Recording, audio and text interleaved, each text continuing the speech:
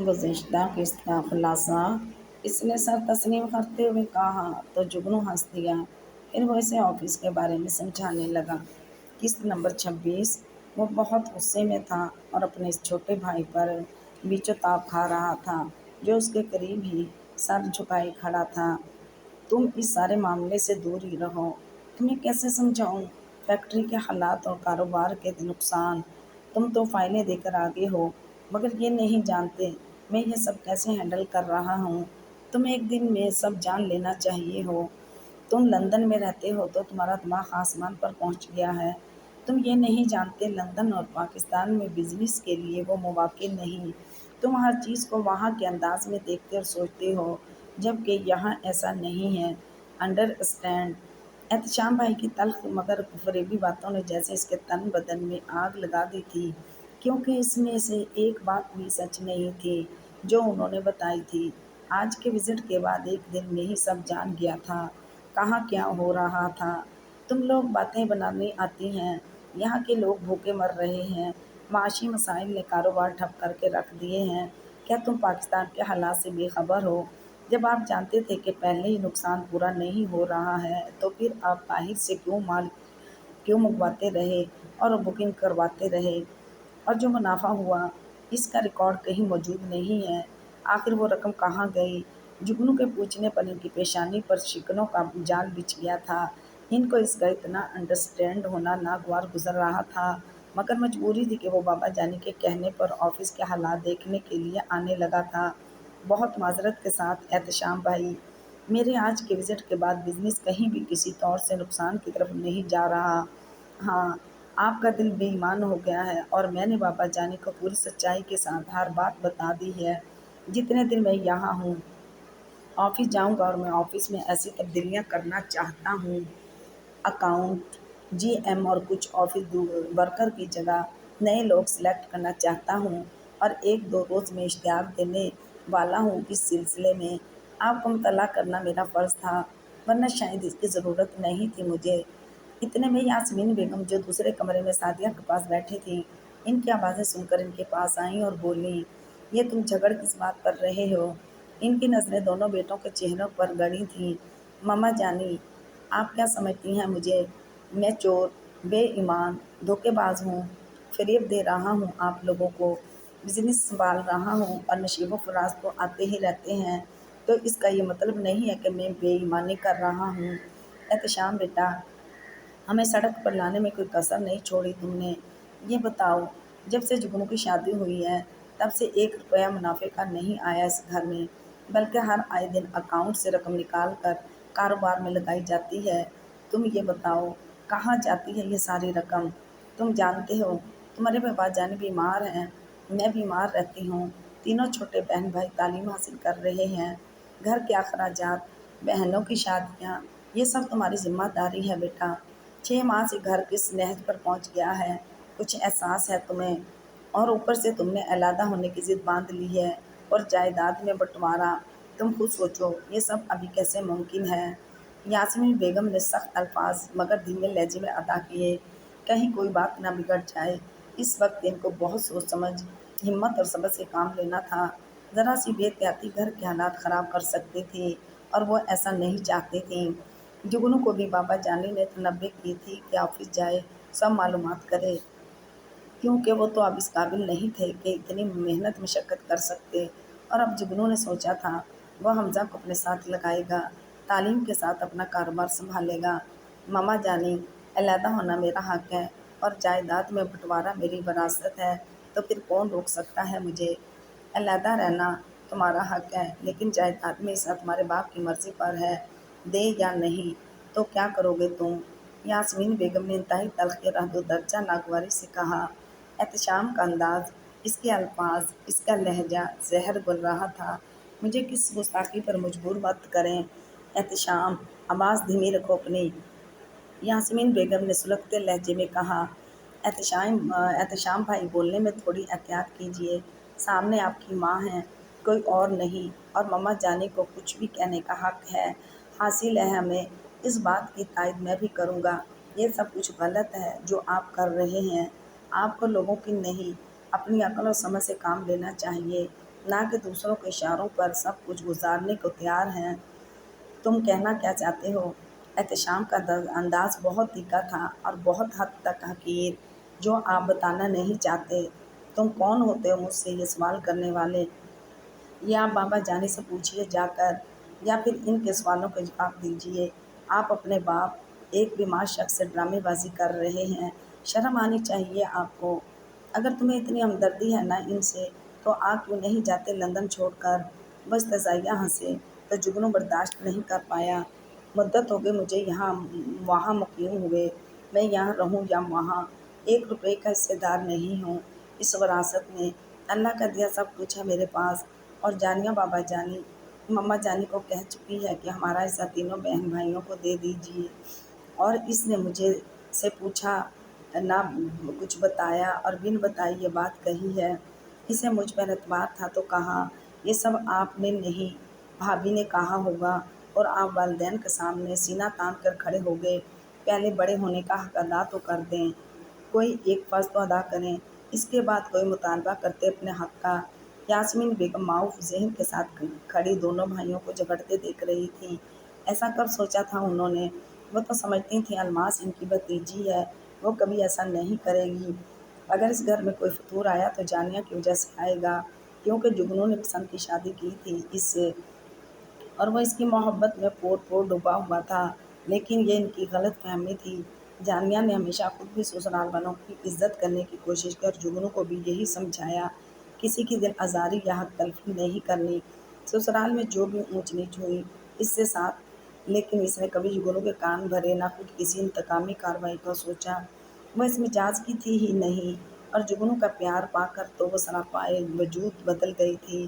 اس نے جگنو کی سنگت میں اپنی ایک جنت قائم کر لی تھی، اور اس جنت میں سانس لینا پسند کرتی تھی، اور وہی جنت اس کی زندگی تھی۔ وہ اپنی چھوٹی سی دنیا میں بہت خوش تھی، مطمئن تھی، لیکن جگنو کی شادی کے بعد سے الماس کے دل میں ان دونوں کے خیال نفرت پیدا ہو گئی تھی۔ پہلے سسرال میں وہ اکلوتی بہو تھی اور بہت فائدے اٹھا رہی تھی، چکنی چپڑی میں اچھا وقت گزر رہا تھا، اور کامیاب تو وہ اب بھی بہت رہی، لیکن حسد نے اسے بے چین کر رکھا تھا۔ جگنو ہر بات میں ترجیح دیتا تھا اس کو، لیکن وہ یہ بھول جاتی، جگنو صرف جائز بات مانتا ہے جانیہ کی، اور جانیہ کبھی کوئی ایسی فرمائش نہیں کرتی جو وہ پوری نہ کر سکے اور ان کے درمیان اختلاف پیدا ہو۔ وہ صرف اپنی برتری چاہتی تھی اور اسے قائم رکھنے میں وہ بہت جلدی کر گئی تھی، ورنہ جو مقام اسے حاصل تھا وہ جانیہ کو نہیں۔ جانیہ نے اپنی جگہ اپنا مقام خود بنایا تھا، ان سب کی محبتیں خود سمیٹی تھیں، تب کہیں جا کر وہ اس کے اپنے ہوئے تھے۔ سسرال والوں کو اپنا بنانا اتنا آسان نہیں ہوتا، کبھی کبھی تو ساری زندگی اس آس میں گزر جاتی ہے کبھی تو کوئی اس کی ریاستوں کا صلہ دے گا، لیکن وہ آخری سانس بھی لے رہی ہو تو اس کی نیکیوں کا صلہ نہیں ملتا۔ مگر جانیہ خوش نصیب تھی، اس نے بہت کم عرصے میں اپنی محبت نیک فطرت اور ملنسار طبیعت اور خدمت کر کے ان سب کو توجہ حاصل کر لی تھی۔ یہ وہ جانیہ تھی جو لاڈ اور نازوں میں پلی تھی، مگر سسرال والوں کے سامنے اس نے اپنی ہستی مٹا دی تھی۔ اگر تم الماس کو ملوث کرنا چاہتے ہو تو میں تمہیں اس بات کی اجازت نہیں دوں گا۔ اگر میں جانیہ کے لیے کچھ کہوں گا تو کیا تم برداشت کر لو گے؟ احتشام کا زہر خند لہجہ جگنو کو سلگا گیا تھا، وہ بولا تو بولتا چلا گیا۔ بھائی جی، اگر جانیہ سے کوئی حرکت کرے گی تو آپ کو اس گھر کے بڑے سپوت ہونے کی حیثیت سے یہ حق حاصل ہے کہ آپ ہماری فیملی کے لیے بہتر سوچیں اور اچھا کریں، لیکن اگر جانیہ سے کوئی حرکت نہیں کرتی تو میں کسی کو یہ اجازت نہیں دوں گا کہ کوئی اس کی طرف انگلی بھی اٹھائے۔ اور جہاں تک ہم دونوں کا تعلق ہے، وہ مجھ سے کوئی بات نہیں چھپاتی اور ہر کام میری اجازت سے کرتی ہے۔ کیا یہ کافی نہیں ہے آپ کی تسلی کے لیے کہ مجھے اس پر اعتبار ہے اور اس نے ہمیشہ اس اعتبار کو مضبوط کرنے کی کوشش کی ہے؟ بے اعتباری، بے یقینی کی فضا قریب سے بھی نہیں گزرنے دی۔ جانیہ میری بیوی ہے اور اس کو مجھ سے زیادہ کوئی نہیں جانتا۔ آئندہ اس کے لیے کوئی ایسے الفاظ استعمال کرتے ہوئے سوچ سمجھ کر بات کیجیے گا۔ اور میں جگنو، چپ ہو جاؤ تم، مجھے بات کرنے دو۔ تم دونوں کیوں جھگڑ رہے ہو؟ تمہارا تو کوئی مسئلہ ہی نہیں ہے، اور روز روز کی یہ چیخ چیخ ختم ہونی چاہیے۔ ابھی اس بات کو یہیں پر ختم کر دو اور رات کو اپنے بابا جانی کے پاس بیٹھ کر فیصلہ کر لو کہ آگے کیا کرنا ہے اور وہ کیا چاہتے ہیں۔ بس بہت ہو گیا تماشا۔ ٹھیک ہے ماما جانی، میں بھی یہی چاہتا ہوں کہ جو فیصلہ ہونا ہے ہو جائے، اور ایک طرف ہو کر سنجیدگی کے ساتھ اپنا اپنا کام کریں، جس میں کسی کو کسی کی بات یا کام پر کوئی اعتراض نہ ہو۔ احتشام نے بھی ایک دم ہی پانسا پلٹا تھا۔ اسے امید تھی کہ فیصلہ اس کے حق میں ہو جائے گا، کیونکہ حالات کچھ ایسا ہی رخ اختیار کر چکے تھے۔ یاسمینی بیگم کے کہنے پر وہ دونوں خاموش ہو گئے تھے اور لاؤنج سے نکل کر اپنے اپنے کمروں میں جا چکے تھے، لیکن پیچھے ماں کی پیشانی پر شکنوں کا جال بچھ گیا تھا۔ وہ گہری سوچوں میں ڈوبی ہوئی اپنے کمرے کی طرف چل دی تھیں۔ وہ تو خاموشی سے آ کر بعض آنکھوں پر رکھ کر لیٹ گیا تھا۔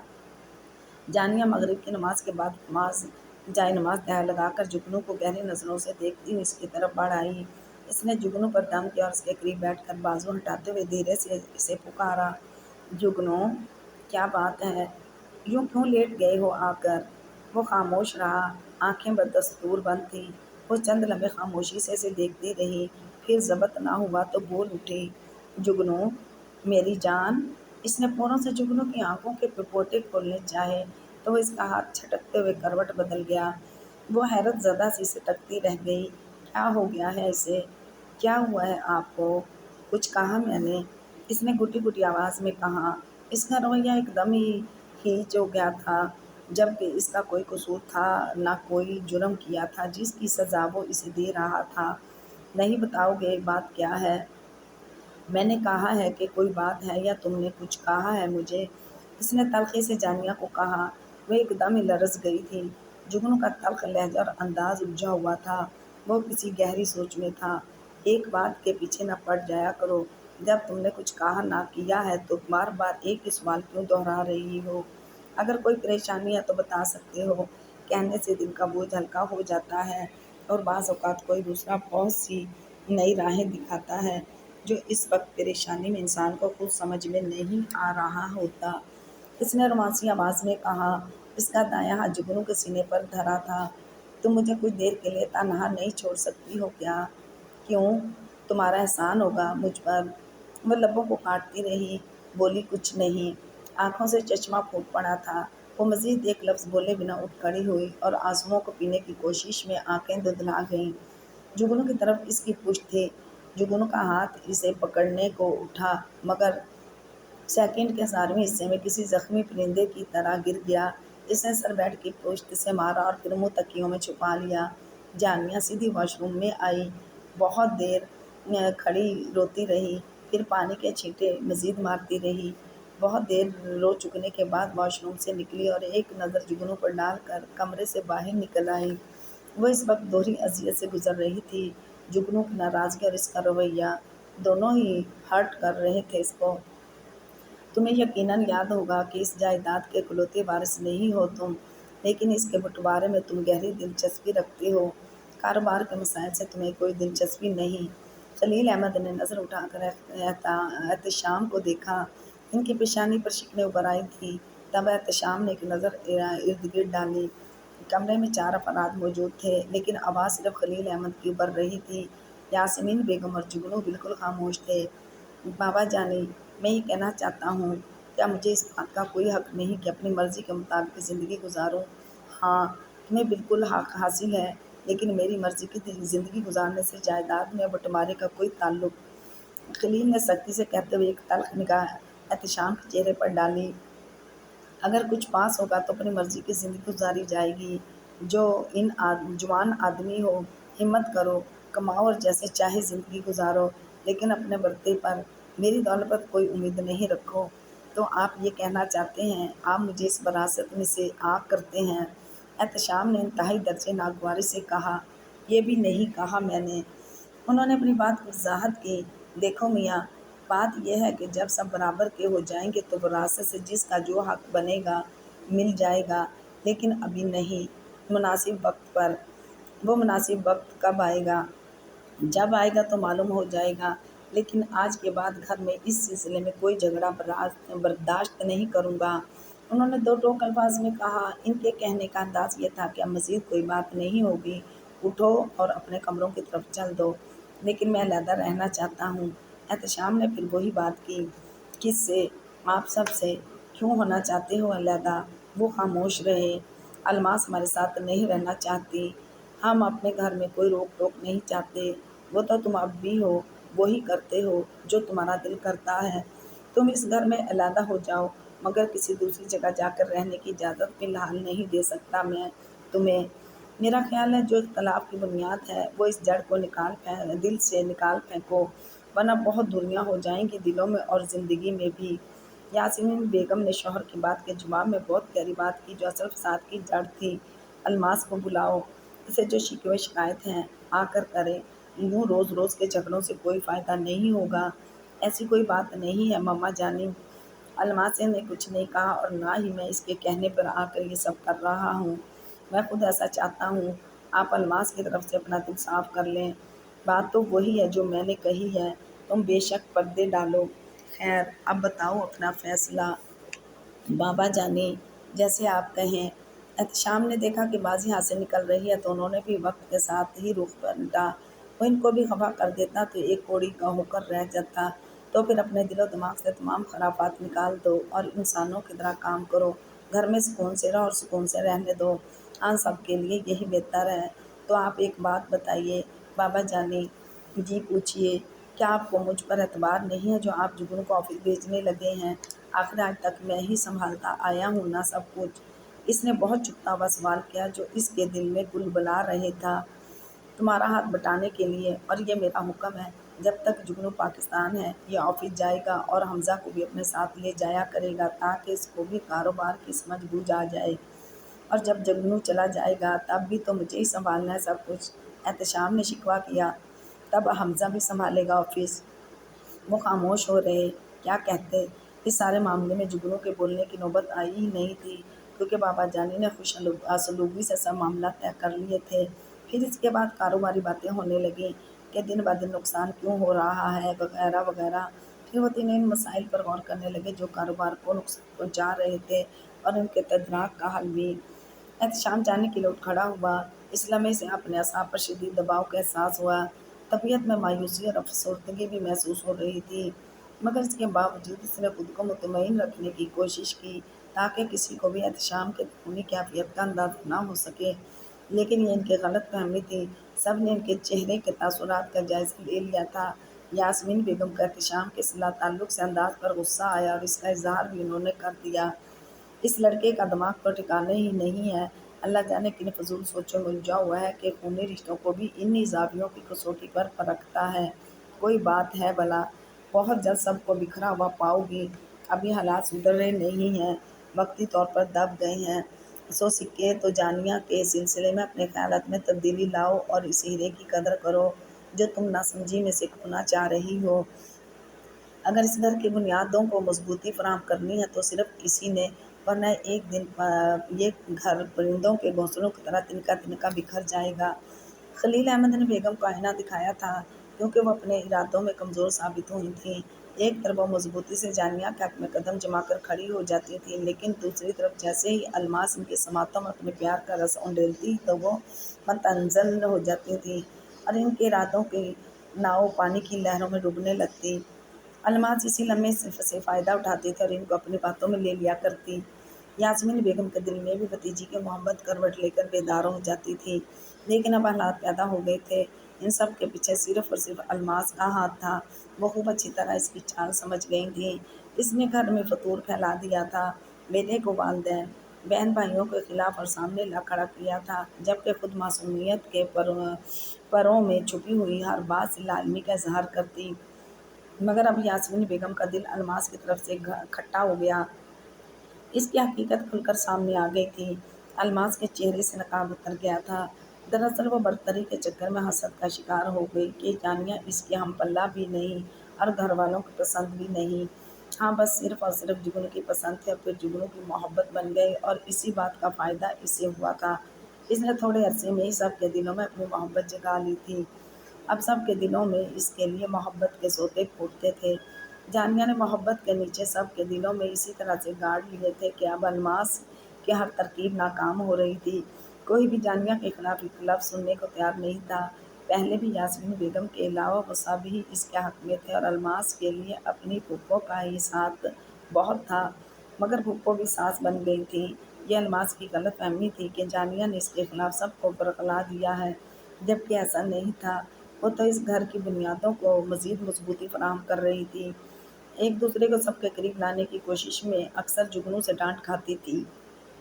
الماس کی حرکتوں کے بعد جو ٹینشن گھر میں پھیلی ہوئی تھی، اس کو جانیا کی اچھی سوچ ہی کم کر رہی تھی۔ اس میں وہ کامیاب بھی ہو رہی تھی۔